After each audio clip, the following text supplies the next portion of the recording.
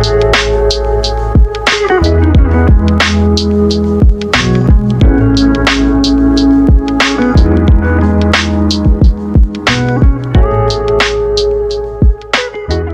the building. Hey, how you doing? Mr. King of Trainers in the building. Right, yeah. Again, I always say it, celebrities in the building. Nah. Celebrities in the building. How are you doing today? Welcome to Solekted. Thank you. Welcome to Solekted. Thank you so much for coming on. Of course, it's going to be the season 2 finale, guys. So we had to end it on a high. We had to end it on a big one. So of course, my pleasure today. I'm sure people are going to try and take some gems away from today. So yeah, just know that the line of questioning. Do you know what I mean? What's happening today? We're getting a lot of knowledge today, guys. So of course, Solekted, a space where we connect with our sneakerheads. You know, the term that we use these days. So connecting with our sneakerheads, just kind of getting to know the people kind of behind the socials. I feel like with the socials, it's like we're all faces, isn't it? But we're not really voices like that. So it's really kind of something or a place I like to kind of introduce you to the audience. So there might be people that haven't met you before. So this is their chance to kind of get to know who King of Trainers is, yeah? So firstly, if you just want to kind of obviously introduce yourself, tell us how you got into sneakers. Okay, so thank you again. That's all right. My name is Franklin Boateng, aka the King of Trainers. Come on. Yeah, I mean, you know, I've been in sneakers from a very early age. You know, my mum loved tennis. She loved Boris Becker. And Boris Becker, you know, he had a Ellesse clothing deal, Puma footwear deal.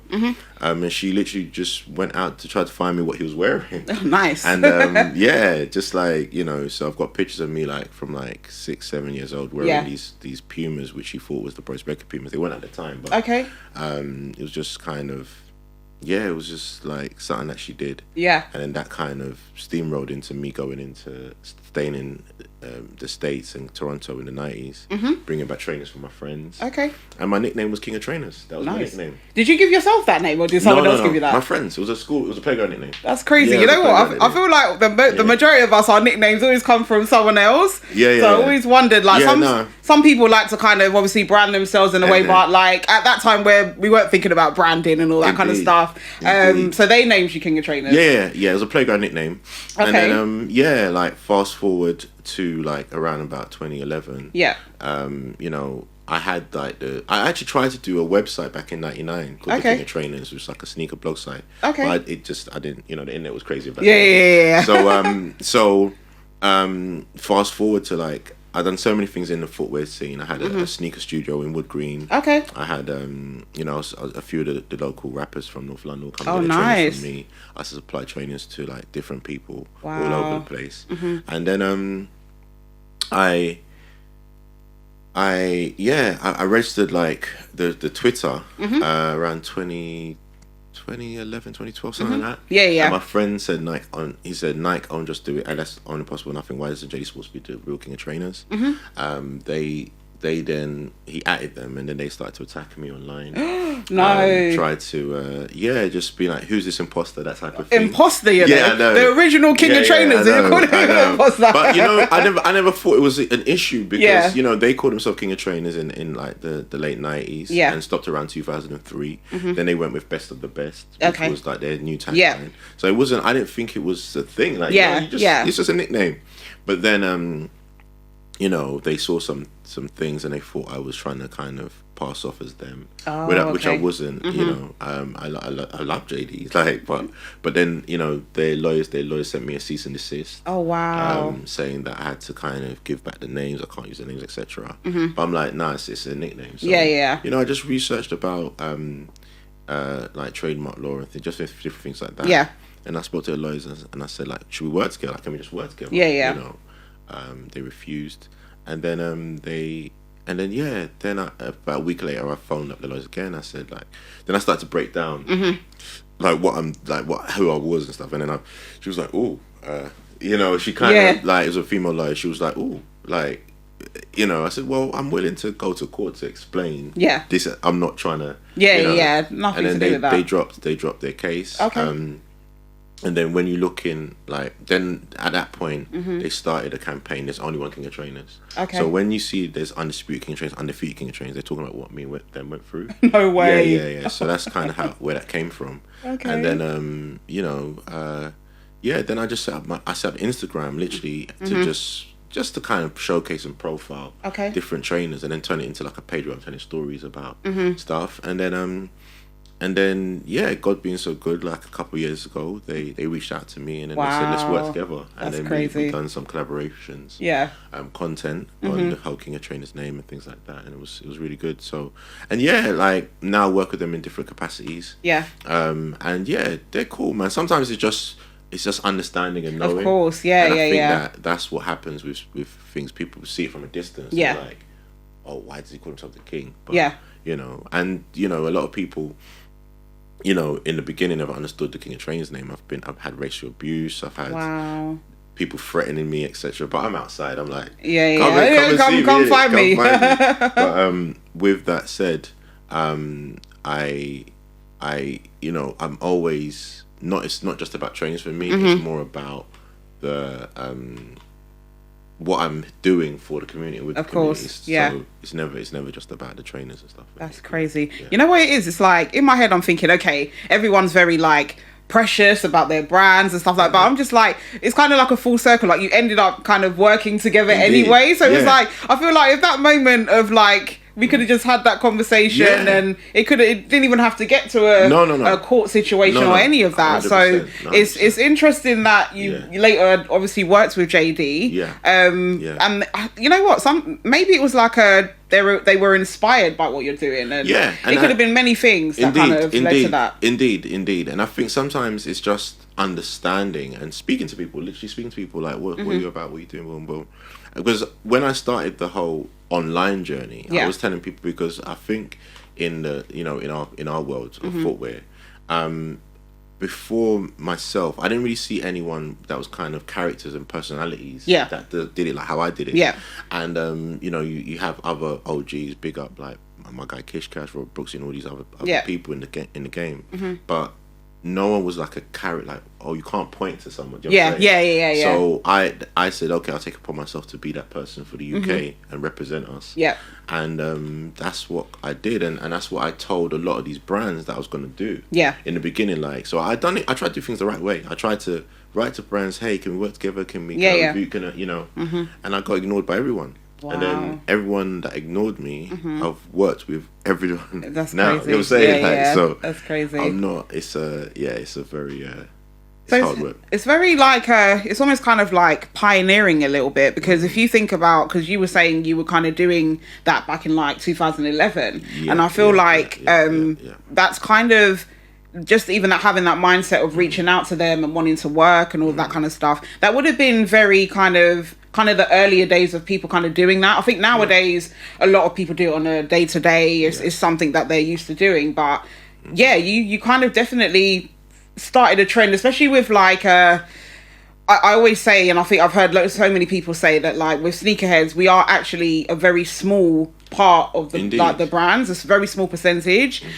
So our kind of I guess status as sneakerheads has kind of grown over time. But at the time, I can imagine around 2011, it's definitely probably didn't look like how it looks like today. Oh no, for sure. Like, I mean, there's been like, because, you know, like even before then, I've always been in the 90s, and it was always about style and fashion, and it was about uniqueness more than anything, you know. So now when we see people having all the same trainers, that wasn't a thing back in the day. It wasn't a thing at all. Like, if you had a certain pair of trainers and someone gets exactly the same trainers, you might actually get into a fight over it. You'd be like, what are you pirating me for? You know, so you had to get a different colorway, or you had to, you know, so, but I got a lot of stuff from the States, or like my secret spots where I knew where to buy things. As soon as someone asked me, I'd be like, ask import.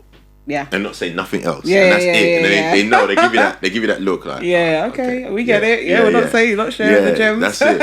And that's how it used to be.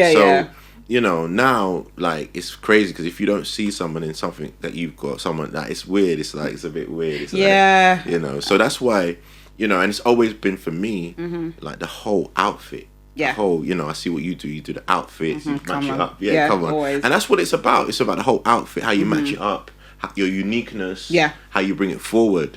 It wasn't just about the shoes, because you see, you know, and I'm not trying to diss any of the young guys and all that. But you see them, and all they have is just nice, expensive shoes. Yeah. But there's no swag. There's no. Yeah. You know, you can't vibe. Yeah. You know? Yeah. So sometimes, you know, that's kind of how it was. Well, for me, it was. That's how it was. Yeah. Back in the day, it's all about uniqueness, how you put it together, and things like that. Yeah, no, absolutely. I think the whole fit thing is, I think it is kind of like it sounds crazy, but it feels like it is a little bit of like a older thing. Like I kind of grew up in the times where, the fit was as important as the trainers. So I still kind of carry that with me now. But I think it's I don't know. Some people love the trainers and some people aren't really, maybe not so much into the sort of fashion element of it. Yeah. But obviously, and we can probably talk about sneaker culture over and over, but for me it's like the whole kind of, literally I look at like, you know, the music culture and fashion and being, you know, presenting yourself in a certain way, and to me having trainers is great, but the dressing up part is also equally as important, definitely for me. So I can completely understand. You've touched on outfits, and you know I'm always gonna look at people's outfits, all that kind of stuff. Obviously you've come in, what are we calling this, electric blue today? I don't know. So obviously full Avirex. Got full Avirex on. So for those of you that may be aware, of course, Mr. King of Trainers Franklin works with Avirex, or you kind of collab with Avirex. So I just want you to get to kind of have a brief chat about like how that kind of started. Like how did that collaboration come about? So the kind of came about from me working with like Ellesse and the company that runs Ellesse. They bought a license for Avirex, and called me up for a meeting, and I just went ballistic. I was like, yo, I got this. So like I pictured them like a pop-up store, in Boxpark Shoreditch, and then that pop-up store kind of turned into like it was supposed to be a 3-month project, and we literally done like all the overheads and sales and stuff in like the first 4 days. And then it kind of went from there into like a retail arm of their business, because they're mainly wholesalers. And then I just helped them with that, helped them just, a bit of consultancy advice behind the scenes, putting together some collaborations for them and stuff like that. So it's good, it's exciting, because I grew up, I love Avirex. I always say that no one loves Avirex more than I do. I say that, but no, it's, you know what it is, it's growing up wearing Avirex and the culture of Avirex. It was a very serious situation for us, so, 100%. I feel like I when I like was growing up, like Avirex was like, it was like the kind of older, like my older brother, cousins, like that was their thing, and I know you was involved as well. I can feel it. I can feel it. So again, another kind of, I guess, full circle moment for you getting to work with them in terms of that. So how is that going? How are you finding it? It's going well. It's going well. Working with, because I've worked for myself my whole life. This November will be 20 years self-employed. Crazy. And amazing. And working with companies is interesting. It's just interesting. It's like, because what it is a lot of the companies, they may not have been there at the times of these brands. So it's good to kind of give them the knowledge I have. And the understanding of, actually, this is a brand that fit into this particular unit of society and stuff like that. So it's really good, and for me it's also good because I learn from them as well. I learn, okay, this is how the whole business thing works, because I've always been about the fashion thing, and I didn't know a lot about the business. Until kind of going into this side. I mean, other businesses, and like the business of sneakers, but knowing about the infrastructure and the business structure and stuff like that is very important to me. So, 100%. I think, as you said, someone that's been working for themselves for so long, I'm sure over the years, even still today, you're probably still learning bits about the business. Every day is learning. You mentioned Ellesse, and of course I always, for the camera, people have probably already seen it. So you mentioned Ellesse. Again, for those that may know, you did a collaboration with Ellesse. I always get people to kind of, bring their special shoe, talk about it. My man came wearing it today. He was ready to go. So I'm going to get you to just kind of talk about, I'm assuming this is the special pair. This is the special pair. This is the special pair. So I'm going to get you to just kind of explain the whole background between the sort of behind the collab with Ellesse. No, thank you. So I was invited by a PR company called Gunho to design a pair of the Ellesse tanker shoes. It's an 80s tennis shoe. And it was literally, you could do what you want, you know. And then I kind of was like, okay, how do I connect it to like my history? You know, my mum's love of tennis. And then I was looking, I was like, oh yeah, I remember this Boris Becker one. Yeah. You know what I mean? So all the things started coming to play. I asked for the actual top that Boris Becker wore when he won the Wimbledon Championship. Okay. They actually had it. You know? Oh, wow. It was crazy. Okay. So by them having that, then I said, okay, let me have a look. How can I design this? Link it to the story. And I literally just done the colours based on that top he was wearing when he held the Wimbledon Championship over his head. Amazing. And I just done it from there. And it was just spot on. And there was no collaboration on the table at the time. Okay. It was just doing a few pairs for like friends and family and stuff. And then what happened was I put up like a little kind of label like, online. Yeah. And the minute I put up the label, the Instagram went crazy. Yeah. Like, I think it was like Ellesse's most interactive post ever. Wow. Like they had like 300 to 600 comments on there. It was crazy. Yeah. And this was so they were like they call like all the different departments of Ellesse all over the world was calling like people are requesting this shoe like what's going on? Yeah, we haven't even made this shoe. What's happening? You know, I was getting so much heat from it.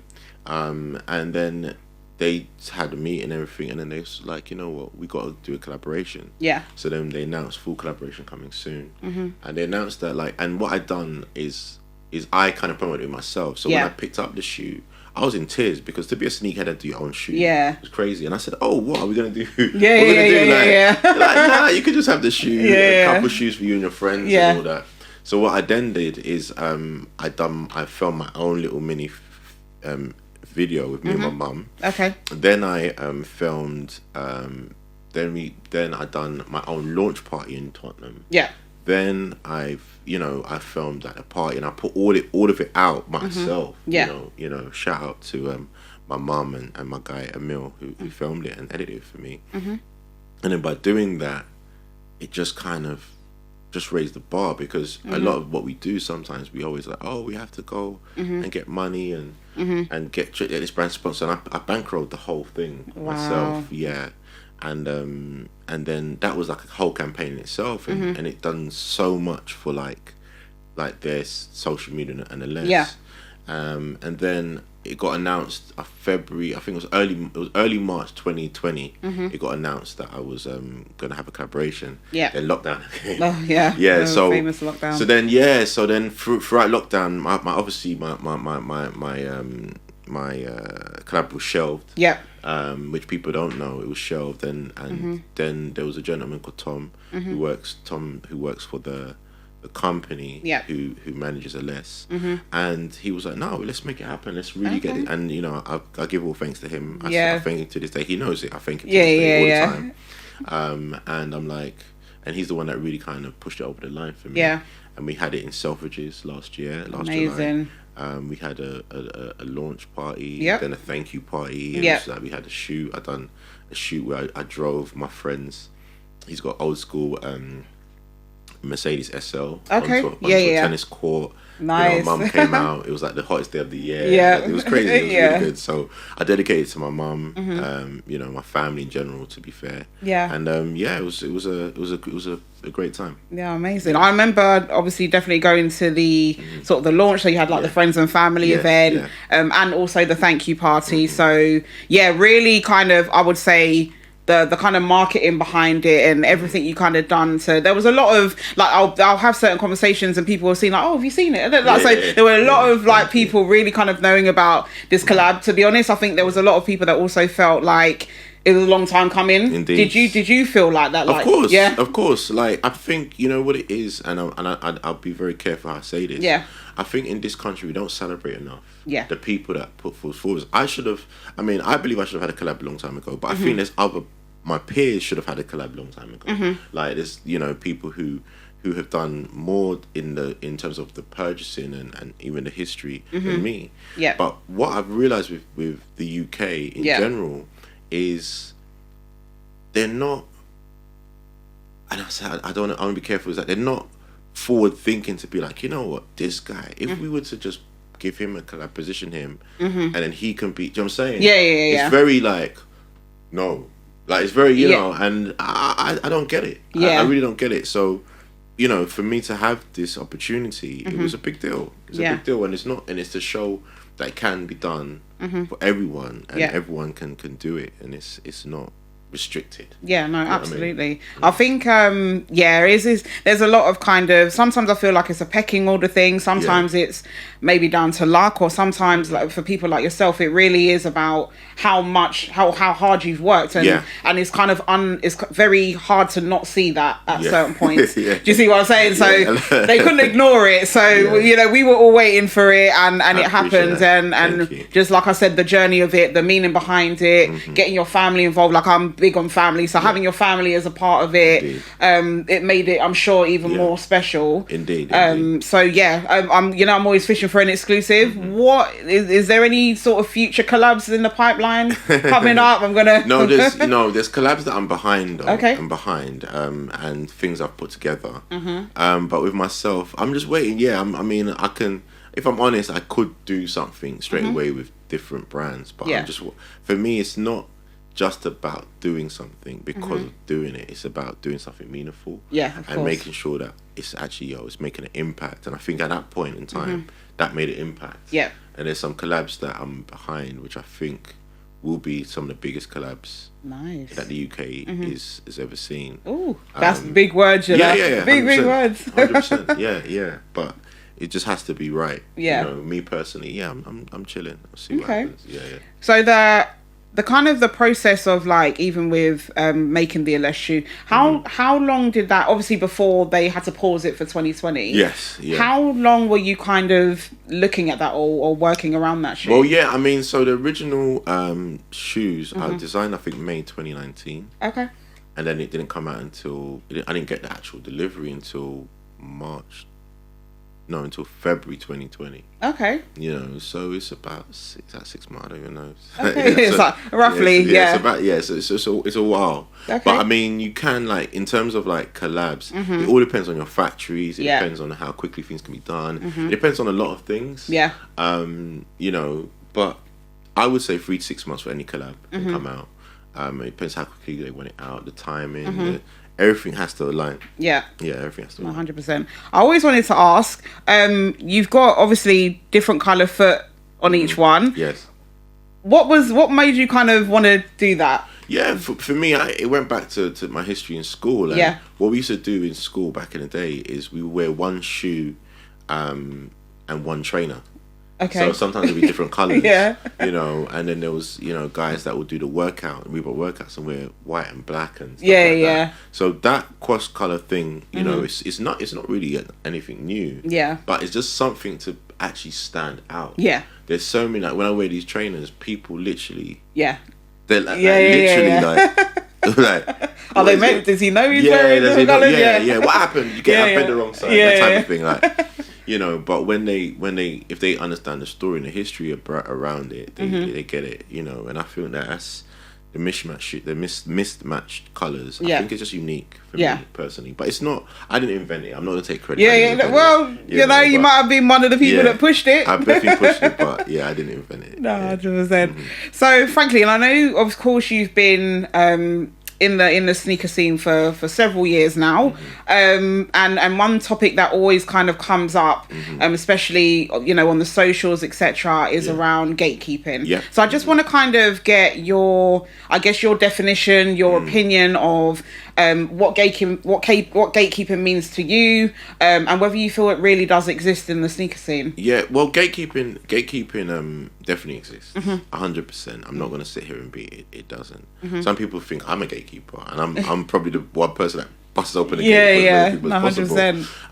But it does exist, and I think I've said it. I say this quite a bit. It's temporary people making long-term decisions, and what happens is there's people that have been put in position that may not really know or understand the culture, and they'll make a decision to be like, no, we're not going to let this happen, because it's their personal decision, not what's right for a particular brand. It's a personal decision, not actual factual, historical, or nothing like that. And that sometimes it bothers me because it's not really the right thing to do. But what I've always said about people who see, okay, there's this wall, these things, is to try your best to work around the gates and the restraints. Yeah. And that's kind of what I do, because I still think even at people say I'm, at a particular level. Yeah. I still get it.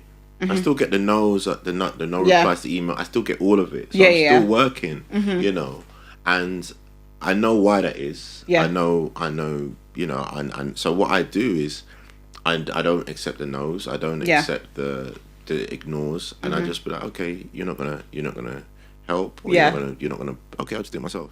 Yeah. And literally, that's what I do. I just do it myself, and I think sometimes that scares brands. Yeah. Because they know he doesn't really need us. Yeah. He just wants help for us to help amplify or whatever it may be. Yeah. But he can just do it himself. Yeah. And that's what I do, like the Drop of the Year awards and stuff like that. Myself and my team, we just get it done. Yeah. And that's what it is. So, Amazing. I think I watched something on, I know people probably not a big fan of him, but I watched this documentary on Netflix, and it was about Jake Paul. Okay, yeah. And Jake Paul, so many ways when you're speaking about like, okay, I might not get the backing or support, I'm just going to go out and do it myself. A lot of people hearing the no's might sit back and think, okay, this is unachievable, or I'm worried about funding this, or etc. And it reminds me a lot about Jake Paul, because Jake Paul kind of did the same thing in boxing, in terms of, I'm going to do my own marketing. Yeah. I know I might irritate the hell out of people on TikTok and all my annoying YouTube videos and all that, but it kind of reminds me of that, like that kind of going out there and really kind of yourself and your team, and even having a team that believe in what you're trying to do is big. So 100%.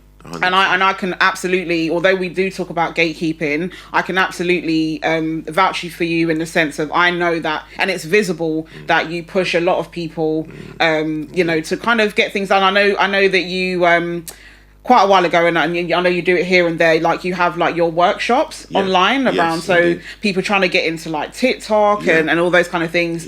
I think I literally joined one, and you were giving away all these different tips on how to get the engagement, all of that kind of stuff. So is I think people sometimes maybe throw that gatekeeping word in here and there when maybe things aren't aligned for them, or they feel like they're at a disadvantage of whatever sort, but I can definitely say I completely disagree that applying to you, because I've seen you give so many people the opportunity, etc. Even with sort of working with Avirex, and I'm sure you have your staff and people that you've been able to kind of bring in into the brand like that, and I'm sure they're taking away knowledge from you and everything that you've got business wise. So of course, with the long career that you have, what's been one of kind of like your favourite moments, or one of your greatest achievements that you would say? Well, I mean, I guess my greatest achievement is to have my own trainer, and it's dedicated to my mum. That's something that not many people get the opportunity to do. So I'm very grateful for that. And just being able to just have them in the photo shoot, because in the beginning, I hit up a lot of people I know, like models and stuff, and then I thought about it, and I was like, why just use my family? Yeah. Do you know what I mean? It's that simple. Why don't you use my family? And it just went from there. Yeah. It went from there. Amazing. So that's my highlight, to be fair. Okay, cool. I know you put on a lot of events. Obviously, you've spoken about all the events that were sort of to do with your collaboration, etc. Outside of your collaboration, what is kind of like I know you.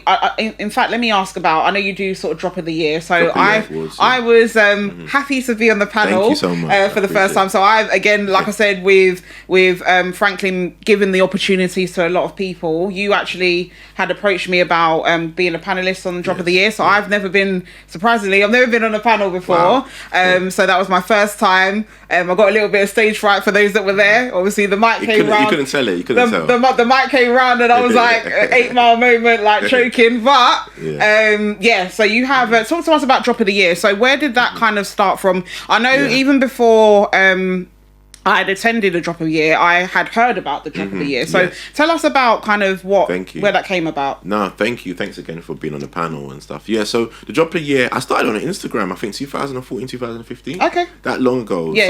What I did is I just said, I'm going to do an award show and give out awards to the best thing. Yeah. And I said, the number, we're going to have a vote on Instagram. You guys like and comment.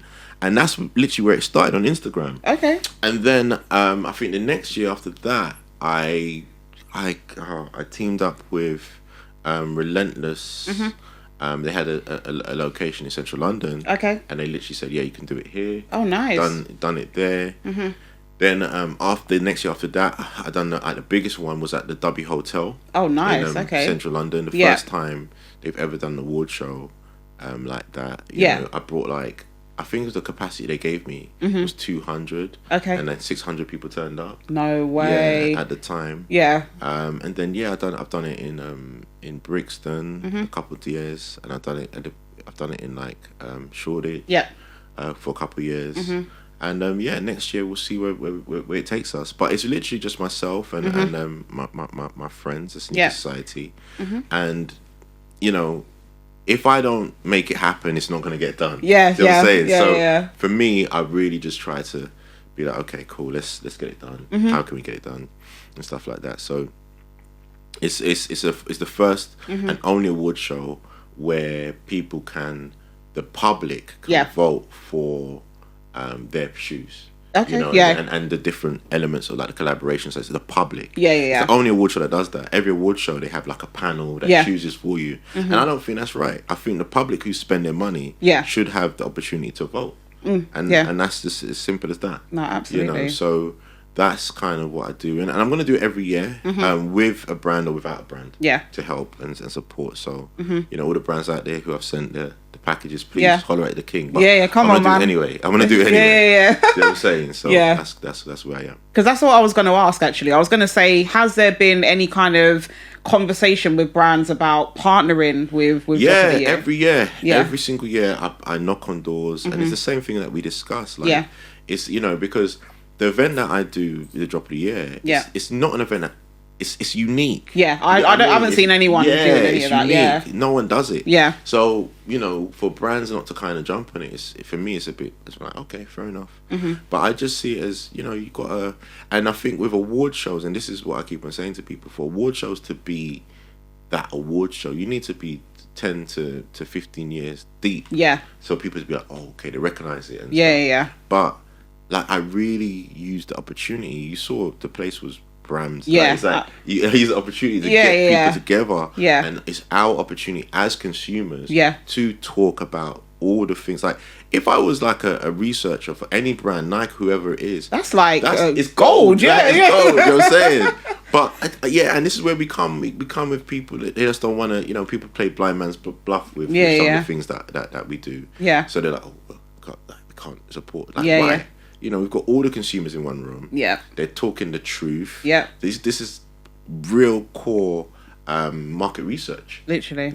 In one night. So it's one of them situations that I just like, look, I'm just gonna get it done regardless. Yeah, I mean, I know you're definitely gonna get it done regardless. But I am honestly really surprised that that is the case. But it's kind of like I said, we've had so many full circle kind of conversations today. Yes. We don't know. It could be Drop of the Year 2030, and suddenly you get they start knocking and where are we doing it this year? Like, kind of thing. So it's for me, it's like I see everything as timing. Yeah. But at the same time, it's going to keep going regardless. So, and I see it. I think for every year that it kind of goes by, more and more people talk about it. Like, indeed. I think even the last one, they were like, "Oh, right, I mean, can you get me in?" Like, there was a lot of people trying to get in, because you always kind of tell people, "Come early, don't be disappointed." Yes, that's it. And you really mean it, because it's always a full house. Yeah. I think you even.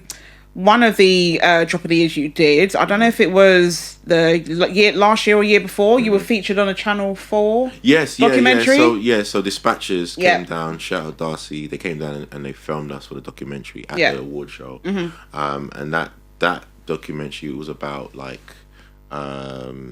it was sustainability within the sneaker scene, the footwear scene, and I think it won a BAFTA. It won a Scottish BAFTA. Oh wow, amazing! So unofficially BAFTA winners as well. So, come on. But no, shout out Darcy and the team there. But look, and this was, and the thing about it, I met Darcy. He was it that, I think 2 years when he was filming, and I just was like, he was like, "Yo, man, I'm doing this thing, boom, boom." I didn't, this is Channel 4, you think, okay, maybe I should try. I said, no, just come down and interview people, talk to people. You know what I'm saying? And I've always been like that. Yeah. And that's why sometimes some people can't understand. How comes, like, is he going to, like, what's that? It's like they think there's some sort of agenda. They think there's some... I'm like, it's what it is. Yeah, you know what I'm saying? Just chill. Because the thing about it, in the UK... And all over the place, there's enough for everyone. Yeah. There's enough opportunity. There's enough money. Yeah. There's enough for everyone. And I don't want to ever be that person that people think, oh, no, he's keeping it for himself. Yeah. Because more time, and I say this, and I'm not trying to over big myself up. There's a lot of opportunities that I put people forward that they're doing. Yeah. And they don't know it's me that did it. Oh, wow. They don't know. And I don't want them to know. That's not what I do it for. But I put people forward for so many things because I get contacted by there's no brand that hasn't contacted me for some sort of thing. Yeah. No brand. But then amazing. I'm like, no, you know what? I'm not the right person. Yeah. Put this person through. I'm not the right person. Put this person through. This bunch of women through. This person through. And I just sit back and I let them enjoy what they do. And I'm not saying that to kind of diminish anyone's achievements or anything like that, but I think it's important that people know I'm not doing it for myself. Of course. I'm really trying to be like, yo, we can all eat. There's so much around, and it's better if all of us eat like all over the place. Yeah, and I'm not just saying just financial gain, just to get opportunity. Yeah. So then it makes us all stronger. Of course. You get what I mean? And I just don't like the fact of people just trying to. Yeah, this is our thing, and and it's one of them ones. So no, 100%. So of course you have worked for yourself for so long. Like I would definitely kind of put you under the kind of I don't like to categorize people, but I would kind of lean you towards that kind of entrepreneur kind of window or that kind of definition. So from being an entrepreneur and working for yourself for so long, what's kind of been one of the main things you've learned? Yeah, so the main things I learned is consistency is the key. Yeah, I mean, no one's coming to do it for you. Yeah. And to be honest, you have to have like a self-belief. I think I say this all the time. I have a Kanye West self-belief. Yeah. Because, as controversial as Kanye is, he believes in himself. Yeah, If no one's going to believe in you, you will believe in you. Yeah, and I and it gets so hard sometimes. Like I've faced some really tough challenges in business. One of our businesses, we're in court at the moment. We lost like about 2.7 million. Ooh. And it's so challenging, but I just somehow just do it with a smile. Yeah. I work at a very high threshold of stress, and I just get it done. But for any aspiring entrepreneur or someone wanting to get into game, they have to do it for number one, they love. Yep. And they have to be consistent as hell. Yeah. Because me, like I would say I've been at a good level. I wouldn't even say like a great level, level for like a good number of years. Yeah. But I've been consistent. I've been. There's no one could ever say that. He's that. This guy, he just does. He just pulls magic. Yeah.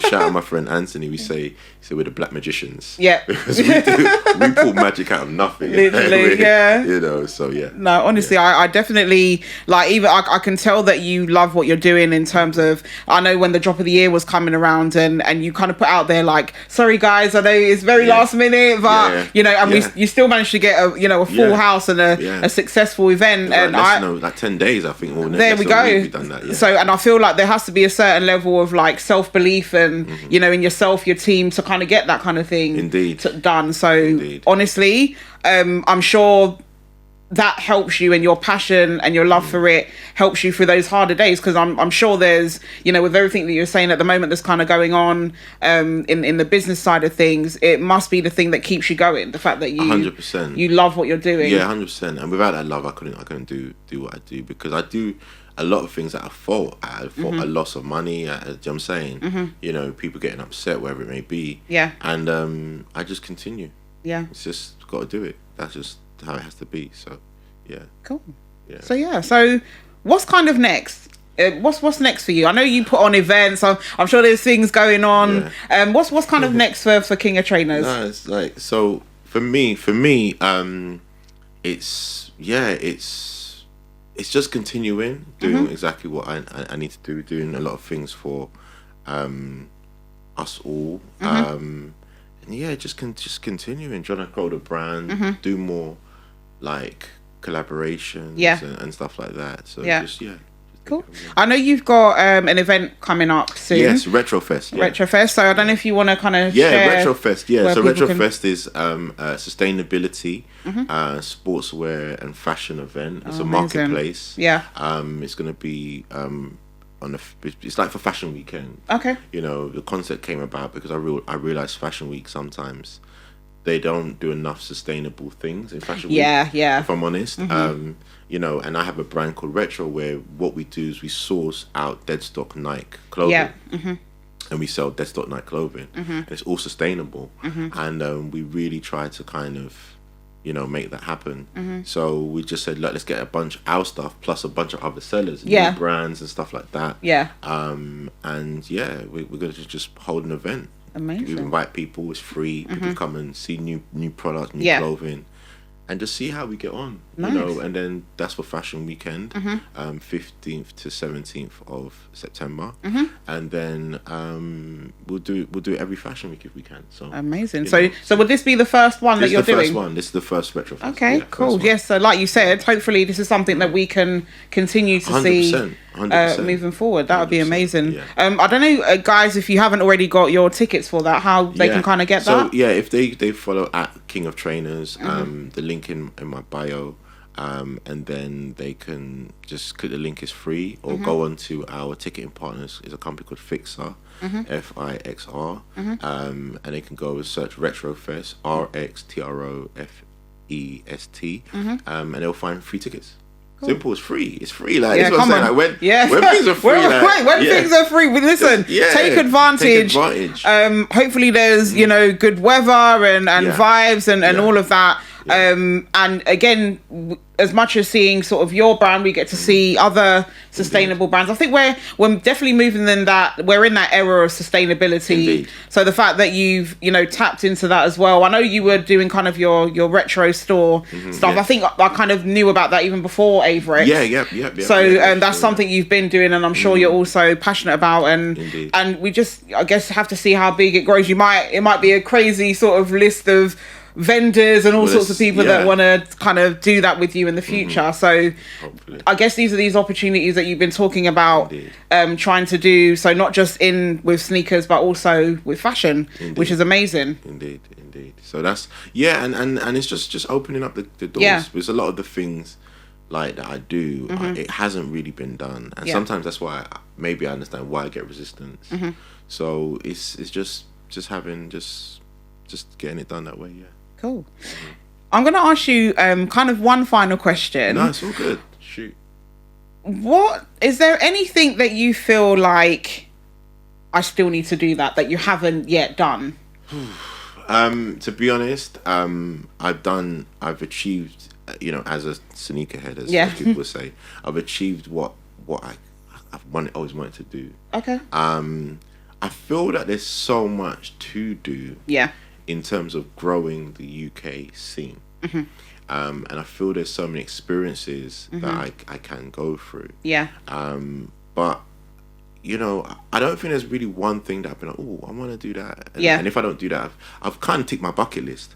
So now for me, it's about expanding, helping other people grow, giving information and knowledge, and just seeing how it goes. You know what I mean? You know, it's like even with my page, before I was always up. Fiery, you know, giving I was really kind of, you know, but now I'm more laid back. I'm just trying to build, you know, and get money, like get the money, make sure that we're really doing this properly. And cool. I always ask that because I think with everyone as humans, we get to a point of, you know, feeling content. So it's more me trying to find out of, are you content yet? Are you at that point of... No? I don't think I ever will. I knew the answer to that, but I thought, let me ask. No, I don't think I ever will be, because there's so many other things I'm trying to do away from sneakers and footwear. Do you know what I'm saying? I have my personal brand, Franklin Boateng. I teach, I lecture. Amazing. I want to do more lecturing things about, you know, fashion, footwear. And just things like that. I want to do a lot more conversational pieces. you know, have my bunch of I call them bookcasts, which is podcast books, on Spotify. So I just want to do more stuff like that. Yeah, do you get what I mean? So I don't think I'll ever be content because you can't, you know, I just can't. Yeah, I'm too fidgety. Yeah, so much more to do. Indeed. Mr. King of Trainers, Franklin, thank you so much for coming on. Thank you so much. I know I'm always like, I can be scatty. For those that know me in real life, I can be very scatty. I've been trying to get, you know, this organised and planned. So I really do appreciate your time that you've taken to come on. Of course, for those that don't know Franklin already, which to be honest, I don't know how you don't know. Just saying, don't know how you don't know. If you want to just kind of share your socials, so you know how to get connected. Thank you so much. I also want to say big up to you. Thank you. What you're doing. You know, thanks for being on the PO as well. It's important that we support the women in the industry. Of course, so absolutely. Big yourself up as well. Thank you so much. So you can find me at King of Trainers on every platform. Or you can just Google Franklin Boateng King of Trainers. You can go to my website, franklinboateng.com. And then we have Retro Fest, which is the 15th to 17th of September. Amazing. It's going to be at number 10 Mother London not number 10 Red Shirt Street, a company called Mother London. Okay.